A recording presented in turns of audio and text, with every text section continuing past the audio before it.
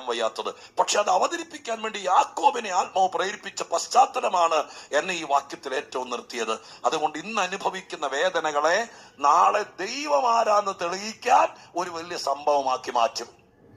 നിങ്ങളുടെ മക്കളെ ചൊല്ലി കരയുന്നുണ്ടോ? നിങ്ങൾ ധൈര്യമായിരിക്കുക, കുറച്ചുകൂടെ ദൈവത്തോട് അടുത്ത് നിൽക്ക്. ശ്രോത്രം, ഞാനൊരു കാര്യം കൂടി ഈ വാക്യത്തിൽ നിന്ന് പറയാം.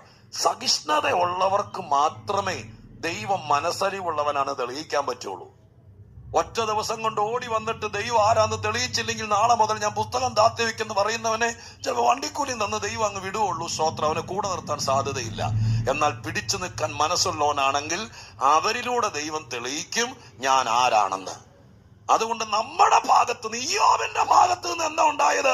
സഹിഷ്ണുതയുണ്ടായി. അവസാനത്തോളം പലരും വായിലേക്ക് ഇങ്ങനെ ശ്രോത്രം കോലിട്ട് കുത്തുന്നത് പോലെ എന്തെങ്കിലും പറയിപ്പിക്കാൻ വേണ്ടി, ദൈവത്തെ തള്ളിപ്പറയാൻ വേണ്ടി, ദൈവത്തെ അവിശ്വസിക്കാൻ വേണ്ടി പലവിധ ശോധനകളിലൂടെ കടന്നു പോകുമ്പോൾ, പ്രഷർ കൊടുത്തോണ്ടിരിക്കുമ്പോൾ സഹിഷ്ണുതയോടെ ഇന്നല്ലെങ്കിൽ നാളെ എന്റെ ദൈവം തന്റെ കരം ചലിപ്പിക്കാതിരിക്കില്ല എന്ന് വിശ്വസിച്ച് സഹിഷ്ണുതയോടെ ആയുസിന്റെ കുറച്ച് ദിവസങ്ങൾ പിടിച്ചു നിന്നവനാണ് ദൈവം ആരെന്ന് തെളിയിച്ചത്. അങ്ങനെയാണെങ്കിൽ ഇന്ന് പകരക്കാലം കുറച്ചു നാളുകളായി സ്വന്തം വീടിനകത്ത് വേദനകളും നൊമ്പരങ്ങളും കടിച്ച് ചവച്ച് നിൽക്കുന്നവരുണ്ടെങ്കിൽ ആ